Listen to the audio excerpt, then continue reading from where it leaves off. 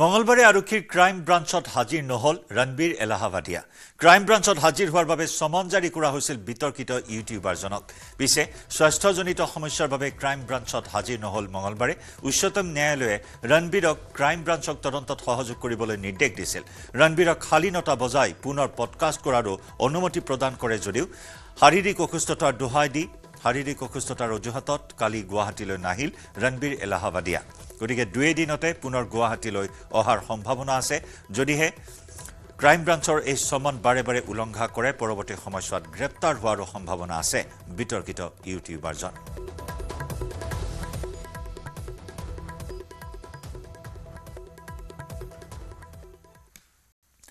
দক্ষিণ কামৰূপৰ বৰাঘাটত ভয়ংকৰ দুৰ্ঘটনা। স্কুটি দুৰ্ঘটনাগ্ৰস্ত হৈ থিতাতে এজন ছাত্ৰৰ মৃত্যু। মৃত ছাত্ৰজন বৰাঘাট গাঁৱৰ মাজম। ভগ্নীয়ে পোৱা চৰকাৰী স্কুটি দুৰ্ঘটনাগ্ৰস্ত হৈ মাজমৰ মৃত্যু। ১.৫ মাহ পূৰ্বে মাজমৰ ভগ্নীয়ে লাভ কৰিছিল বাণীকান্ত কাকতি বঁটা। সন্ধিয়া মথাউৰিত নিয়ন্ত্ৰণ হেৰুৱাই দুৰ্ঘটনাত পতিত হৈ প্ৰাণ হেৰুৱাই ছাত্ৰজনে। ছাত্ৰজনৰ মৃত্যুত অঞ্চলজুৰি শোকৰ ছাঁ। মথাউৰি গাঁওবুঢ়াৰ ঘৰৰ ওচৰত তাৰমানে নিজে নিজে এক্সিডেণ্ট হৈছে। কিহৰ লগত লগাই দিছিলে? এই চাইডৰ ৱালৰ লগতে আছে, ডিভাইডাৰৰ লগত হয়। তেনেকুৱা এক্সিডেণ্ট হৈ কেনে এতিয়া আহিছে। যদি এতিয়া তাৰমানে কি গাড়ী আছিলে? স্কুটি, চৰকাৰে দিয়া স্কুটি। চৰকাৰে দিয়া স্কুটি, এই হেমন্ত বিশ্ব শৰ্মাৰ। হয়। কিমান দিন আগত দিছিল স্কুটিটো? এইটো মোটামুটি ১.৫ মাহ মান হৈছে। নাম্বাৰ প্লেট লাগিছে? নাই, নাম্বাৰ প্লেট নাই।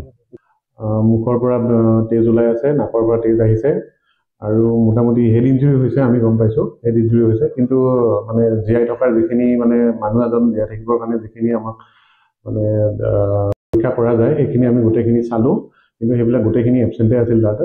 তো ফাইনেলি আমি এইটো ব্ৰড ডেড বুলি ক'ব লাগিব। এটা দৃশ্য দেখুৱাম। এই দৃশ্য গুৱাহাটীৰ কোনো ৰাজপথ বা কাৰ্যালয়ৰ নহয়। এই দৃশ্য হৈছে এখন বিশেষ ৰাজ্যৰ বিধানসভা। এক লজ্জাজনক ঘটনা সংঘটিত হ'ল এই বিধানসভাৰ মজিয়াত। এয়া উত্তৰ প্ৰদেশৰ বিধানসভা।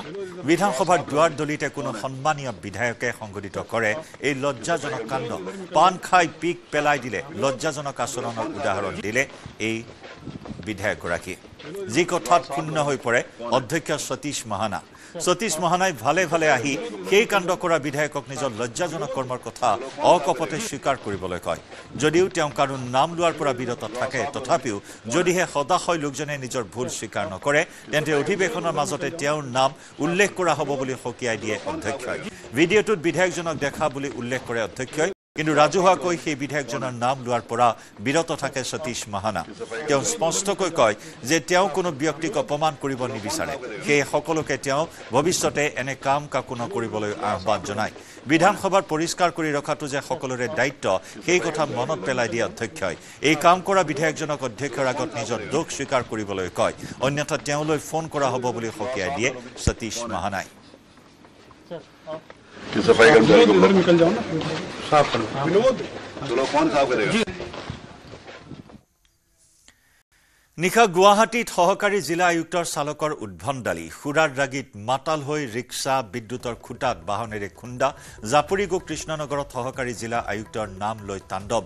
সুৰাসক্ত অৱস্থাত মহতিয়াই নিয়ে এটা বিদ্যুতৰ খুঁটা। কথম্পি প্ৰাণ ৰক্ষা পৰে কেইবাজনো লোকৰ। ঘটনা সংঘটিত কৰি উদণ্ড চালকজনৰ পলায়ন। আৰক্ষীয়ে বাহনখন লৈ আনে দিছপুৰ থানালৈ। আৰক্ষীয়ে জব্দ কৰা বাহনখনৰ নম্বৰ AS01 GB8913।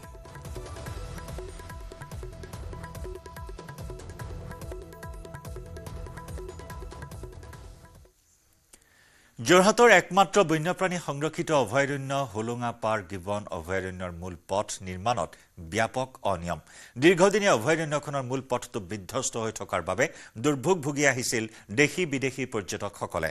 শেহতীয়াকৈ ৰাজ্য চৰকাৰে APFBC আঁচনিৰ অধীনত 1.75 কিলোমিটাৰ দৈৰ্ঘ্যৰ পথটো নিৰ্মাণৰ বাবে 19 লাখ টকাৰ আবণ্টন দিছিল। কিন্তু পথটো নিৰ্মাণৰ ক্ষেত্ৰত ঠিকাদাৰে ব্যাপক দুৰ্নীতি সংঘটিত কৰাৰ অভিযোগ উত্থাপন। আগবঢ়াইছো আমাৰ সাংবাদিক জ্যোতিপ্ৰসাদ গগৈৰ প্ৰতিবেদন। গিবন অভয়াৰণ্যৰ যিটো মূল পথ নিৰ্মাণত ব্যাপক অনিয়ম সংঘটিত হোৱাৰ অভিযোগ উত্থাপন হৈছে যিহেতু এই পথটোৰে আচলতে দেশী বিদেশী পৰ্যটক এই অভয়াৰণ্যখনলৈ আহে কিন্তু এই মূল পথটো কিন্তু দীৰ্ঘদিনে জৰাজীৰ্ণ বিধ্বস্ত হৈ পৰাত বন বিভাগৰ এক বিশেষ আঁচনিৰ যোগেদি 19 লাখ টকা ব্যয়েৰে এই পথটো নিৰ্মাণৰ ব্যৱস্থা গ্ৰহণ কৰিছিল কিন্তু পথটোৰ যিধৰণে নিৰ্মাণ হৈছে আচলতে দেখি এটা চকু কপালত উঠিছে স্থানীয় ৰাইজৰ মই প্ৰথমে দৃশ্য দেখুৱাইছোঁ আপোনালোকে চাওক এই দৃশ্য দেখিছে পথটোত আচলতে কোনো ধৰণৰ আৰ্ট ফিলিং নকৰাকৈ মাটি নিদিয়াকৈ ছাইড বামৰ চাফ চিকুণ নকৰাকৈ তাৰ ওপৰতে আচলতে যিবিলাক গাঁত আছে তাৰ ওপৰতে চেণ্ড গ্ৰেভেল এনেদৰে ঢালি দিয়া হৈছে আচলতে সম্পূৰ্ণ দুৰ্নীতি অনিয়ম আৰু যিখিনি নীতি নিয়ম থাকিব লাগে সম্পূৰ্ণ ভৰিৰে মোহাৰি এতিয়া এই ধৰণৰ পথটো আচলতে মাত্ৰ লুণ্ঠনৰ স্বাৰ্থতে এনেদৰে পাল মাৰি কাম কৰাৰ অভিযোগ উত্থাপন হৈছে আৰু মোৰ লগত এই যে অঞ্চলটোৰকে ধৰি দল সংগঠনৰ লোক উপস্থিত আছে আছুৰ নেতৃত্ব আছে কি ক'ব আচলতে গিবন যিহেতু বিদেশী পৰ্যটক ইয়ালৈ আহি থাকে এই পথটো দীৰ্ঘদিনীয়া জৰাজীৰ্ণ হৈ আছে কিন্তু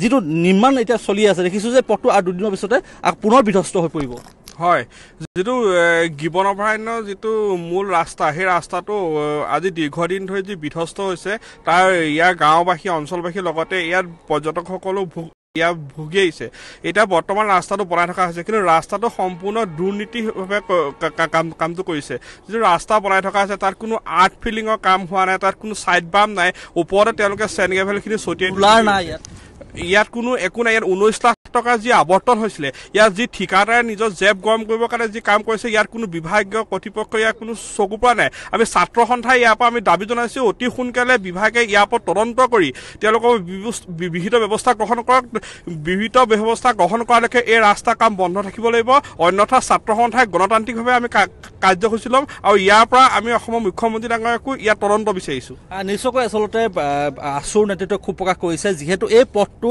লোক নিৰ্মাণ বিভাগৰ এগৰাকী অভিযন্তাৰ দ্বাৰা নিৰীক্ষণ কৰি থকা হৈছে আৰু বন বিভাগৰ তত্বাৱধানত এই পথটোৰ নিৰ্মাণ চলি আছে ব্যাপক অনিয়ম আৰু দুৰ্নীতি সংঘটিত হৈছে চাওক আপোনালোকে গিবন অভয়াৰণ্যখন আমাৰ মানে যোৰহাট জিলাৰ মৰিয়নিৰ বিশেষকৈ আমাৰ এটা গৌৰৱ এই গৌৰৱক প্ৰত্যেকটো ক্ষেত্ৰতে তেওঁলোকে আঘাত সানিছে গিবন আপুনি দেখিছে সৌসিদিনা তেওঁলোকে বেদান্তন গ্ৰুপক কোনো কথা নাইকিয়াকৈ তেওঁলোকে গিবন খননৰ অনুমতি দি দিলে আজি তেওঁলোকে এটা গিবনলৈ অহা এটা মূল দুৱাৰ মূল পথ এই মূল পথটো কিদৰে বনাইছে আপোনালোকৰ চকুৰ মুখৰ আগত দীৰ্ঘদিনে কিন্তু জৰাজীৰ্ণ হৈ আছিলে দীৰ্ঘদিনে জৰাজীৰ্ণ হৈ থকাৰ পিছত তেওঁলোকে 19 লাখ টকা এটা আবণ্টন দিছে এই 19 লাখ টকাটোৰ সদব্যৱহাৰ কৰাৰ যিটো পদ্ধতি সেই পদ্ধতিটো তেওঁলোকে গ্ৰহণ কৰিব লাগে বিভাগীয় ইয়াত কৰ্তৃপক্ষ নাই বিভাগীয় মানে ফৰেষ্ট ডিপাৰ্টমেণ্টৰ মানুহ নাই লোক নিৰ্মাণ বিভাগৰ ইঞ্জিনিয়াৰ নাই তেওঁলোকে এনেদৰে ৰাস্তাটো নিৰ্মাণ কৰিছে আৰু এইটো একদম নিম্নমানৰ ৰাস্তা মানে বনাইছে চাওক আপোনালোকে চেণ্ড গ্ৰেভেলটো একদম মানে ভাল চেণ্ড গ্ৰেভেল নহয় তেওঁলোকে 1 ফুট মাটি দিয়া নাই 5 মিটাৰ ৰাস্তাটো তেওঁলোকে ছাইড বাম প্ৰথমতে ঠিক কৰি লোৱা নাই এনেদৰে এই দুৰ্নীতিবোৰ কৰাৰ যিখিনি উৎস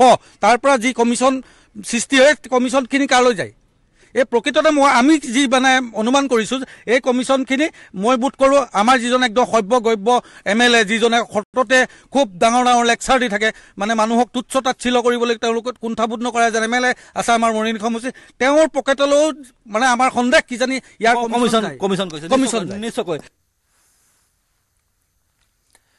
পদব্ৰজে সমগ্ৰ দেশৰ তীৰ্থস্থান ভ্ৰমণৰ পণ এজন যুৱকৰ উত্তৰ প্ৰদেশৰ 22 বছৰীয়া যুৱকজনৰ নাম যতীন যাদৱ 1 ফেব্ৰুৱাৰীত উত্তৰ প্ৰদেশৰ পৰা যাত্ৰা আৰম্ভ কৰা যুৱকজন খোজকাঢ়ি আহি পাইছে গুৱাহাটীৰ খানাপাৰা এই যাত্ৰাত তেওঁক সময়ৰ প্ৰয়োজন হ'ল এমাহ 5 দিন এই সময়ছোৱাত তেওঁ ভ্ৰমিলে 5খন ৰাজ্য যুৱকজনে পদব্ৰজে ভ্ৰমণ কৰিলে উত্তৰ প্ৰদেশ বিহাৰ ছত্তীশগড় ঝাৰখণ্ড আৰু অসম তেওঁৰ পৰৱৰ্তী লক্ষ্যস্থান মেঘালয় অৰুণাচল নিশা হলে যুৱকজনে আশ্ৰয় লয় মঠ মন্দিৰত বশিষ্ঠৰ পৰা আমাৰ সাংবাদিক উৎপল হালৈৰ প্ৰতিবেদন এইবাৰ খোজকাঢ়ি ভাৰত ভ্ৰমণৰ লক্ষ্য ৰৈছে উত্তৰ প্ৰদেশৰ এগৰাকী যুৱকে যিগৰাকী যুৱকে উত্তৰ প্ৰদেশৰ ফেব্ৰুৱাৰী মাহত আৰম্ভ কৰিছিলে যাত্ৰা আৰু যাত্ৰাৰ অন্তত মাৰ্চ মাহৰ আজি 5 নম্বৰ দিনত আহি পাইছে গুৱাহাটী মহানগৰীৰ খানাপাৰা আৰু এই মুহূৰ্তত সেই যুৱকজন মোৰ লগত আছে তেওঁৰ এটা ইউটিউব চেনেলো আছে তেওঁৰ মতই হৈছে যে ধৰ্মীয় অনুষ্ঠানত যেহেতু যাব লাগিলে খোজকাঢ়ি যাব লাগে সেই উদ্দেশ্য আগত ৰাখি তেওঁ প্ৰতিটো মঠ মন্দিৰ ভ্ৰমণ কৰিব খোজকাঢ়ি আৰু আজিৰ দিনটোত যেহেতু খানাপাৰা পাইছে কাইলৈ তেওঁ শ্বিলং পাব বা আজি নিশাৰ ভাগতে শ্বিলং পাব পোনে পোনে তেওঁৰ পৰা জানিবলৈ বিচাৰিম আপোনাৰ নাম কি है मोतो क्या नाम जतिन है और अभी मैं धार्मिक स्थल ऑल इंडिया में कवर करने के लिए निकला हूँ मतलब अभी यूपी से स्टार्टिंग करी थी मैंने मुरादाबाद ज़िला से और अभी मतलब जितने भी धार्मिक स्थल हैं ऑल इंडिया में अभी वो कर रहा हूँ यहाँ शक्तिपीठ थे त्रिपुरा शक्तिपीठ तो पहले अरुणाचल वगैरह में जितने भी मंदिर वगैरह पड़ेंगे फेमस टेम्पल और फिर त्रिपुरा साइड से फिर रिटर्न होंगे तो अभी ये जर्नी है, फिर बाद में मैं साउथ में एक्सप्लोर करूँगा, बाद में रिटर्न करूँगा। अभी काफ़ी टाइम मतलब कम से कम 1.5 ईयर की जर्नी है।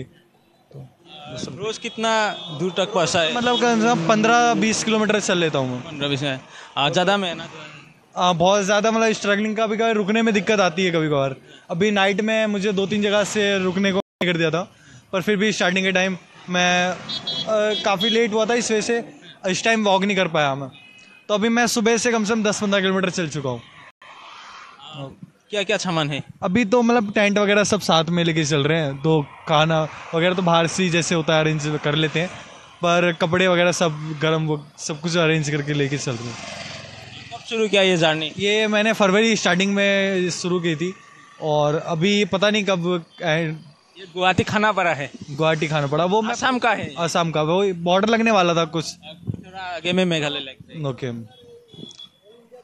और क्या बोल सकता है? नहीं, बस एक मोटिव है कि आप ट्रैवल करो तो जल्दी, जब बहुत अच्छा, मतलब मैं तो इतना मतलब कहूँगा नहीं कि जिसे आप खुद एक्सप्लोर करोगे तभी आप एक्सप्लेन कर पाओगे किसी दूसरे को।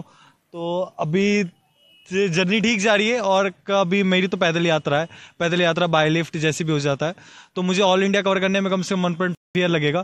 तो काफ़ी लंबी जर्नी रहने वाली है। आप मेरी जर्नी में साथ देने के लिए बने रहें, और चल रही है अभी। আৰু ইয়াৰে সৈতে সময় হ'ল লাইভ আৰৰ পৰা বিদায় লোৱাৰ। নমস্কাৰ।